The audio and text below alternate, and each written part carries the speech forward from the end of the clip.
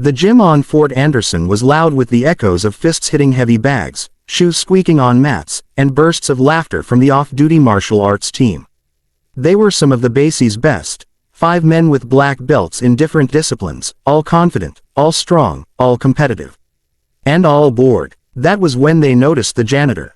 He moved quietly, pushing his cart along the side of the gym. He wore cheap work boots, a faded gray uniform, and a look of calm that none of them recognized. His dark hair was tied back loosely, and a small pendant hung around his neck, old, worn, and foreign. No one knew his name. They only knew him as the single dad who worked the night shift and sometimes brought his little daughter, Mia, when his babysitter canceled. Tonight, Mia was sitting cross-legged on a bench, crayons scattered above her coloring book while she hummed softly. "Hey, janitor," one of the black belts called out, grinning. "You ever try throwing a punch instead of a mop?" His friend snickered. Mia looked up instantly, her small face scrunching in annoyance. "Daddy can punch. He's strong." The men laughed again, finding her defense adorable rather than threatening. The janitor gave her a warm smile.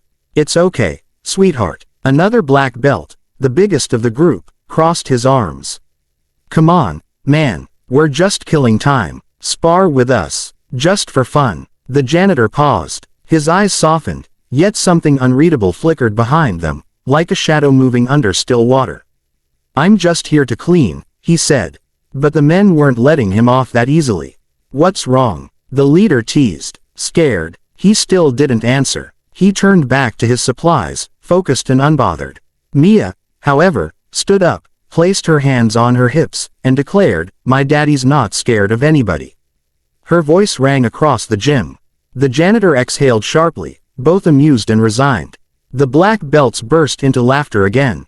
The leader stepped forward. "Tell you what, just one round, light and easy. Impress your daughter." Mia's eyes were on him, wide, trusting, waiting. And that, more than anything, decided it.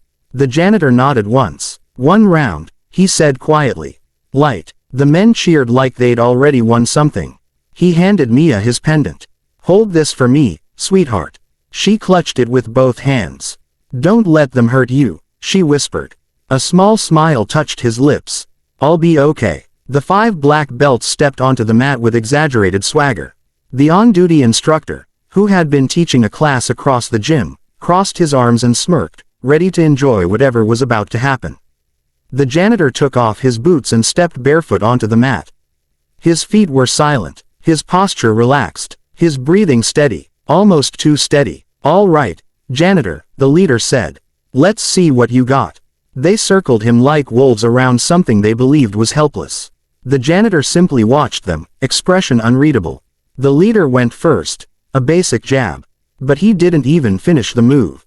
The janitor shifted, barely, a tilt of the head, a ripple of motion. The punch cut through empty air. Before the leader processed the miss, the janitor tapped his shoulder with 2 fingers, gentle, almost polite. But the man dropped to one knee, eyes wide.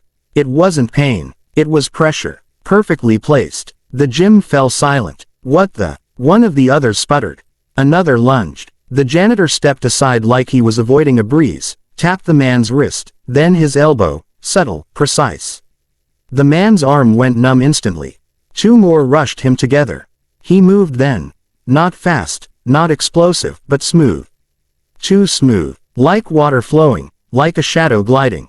He spun, ducked, angled, tapped the back of one man's neck, the ribs of another, and suddenly both were gasping on the ground. The last one froze. The janitor simply raised an eyebrow. "Nope," the man said, hands up. "Nope, nope, nope." But Mia's voice piped up from the bench. "Get him, Daddy." The gym erupted in laughter again, but this time it wasn't mockery. It was disbelief, awe. The last black belt attacked with a nervous shout.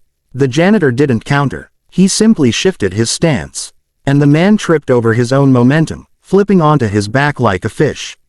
Another tap, another soft thud. 5 black belts, all down. The entire gym stared. The instructor stepped forward, face stiff, jaw clenched.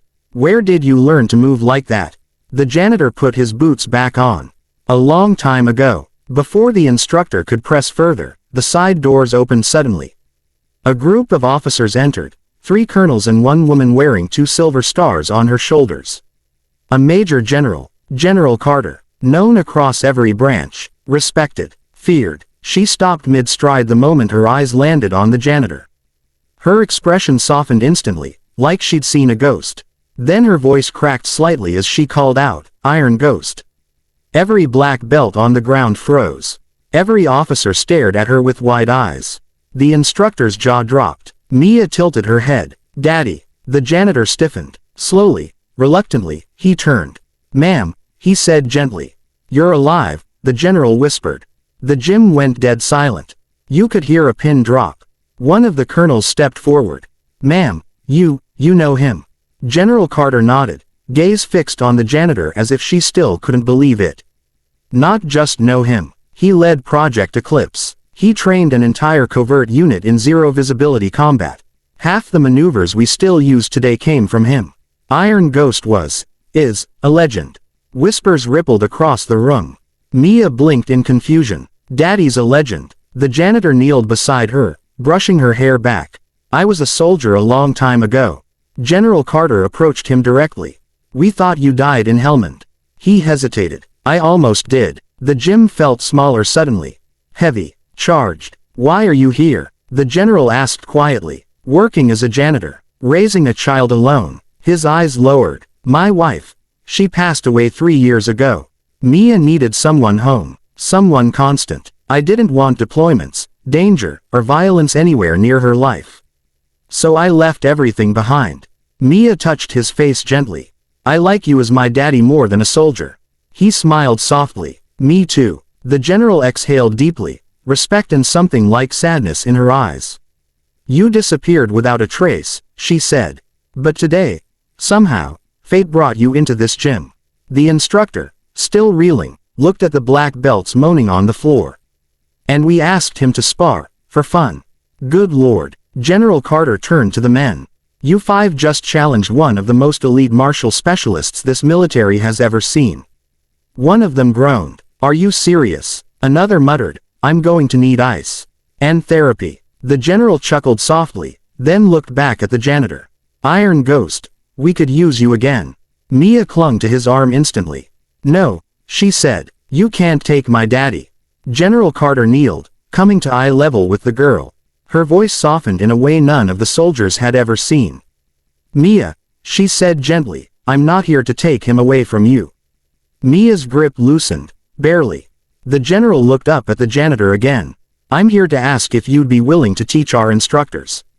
No deployments, no missions, no combat, just training on your terms. A role that honors your skill, without taking you from your daughter." He hesitated. Mia looked at him, eyes big. "Will you still be home?" "Every night," he promised. She smiled. "Then it's okay." General Carter extended a hand. "We'd be honored to have you back in any way you choose." The janitor shook her hand gently. "All right, I'll help." The gym erupted in applause, from soldiers, instructors, even some civilians who had wandered in after hearing the commotion. The black belts staggered to their feet, rubbing sore spots, looking at the janitor with newfound awe. "Sir," one of them said sheepishly, "can you, maybe teach us that thing you did? The pressure tap, the whatever that was." The janitor chuckled. "Only if you promise not to challenge random people for fun anymore." "Deal," they all said in unison. Mia tugged on his sleeve. "Daddy, can we get ice cream now?" General Carter laughed softly. "Go. You've already stunned the entire base today." He picked up his mop, placed it back in his cart, then lifted Mia into his arms as she held his pendant tightly. As they walked toward the exit, whispers followed them, whispers not of mockery this time, but awe. "Iron Ghost. He took down all 5. He's coming back to train the base." But he didn't look back. He didn't need to. He had Mia in his arms, a quiet life ahead, and a new purpose, one that didn't require disappearing into shadows anymore. As they stepped out into the cool night air, Mia rested her head on his shoulder. "Daddy, yes, am I gonna be Iron Ghost too someday?" He kissed her forehead. "No, sweetheart, you're going to be better." And for the first time in a long, long time, the man once known as Iron Ghost allowed himself to breathe, deep, free, and finally at peace.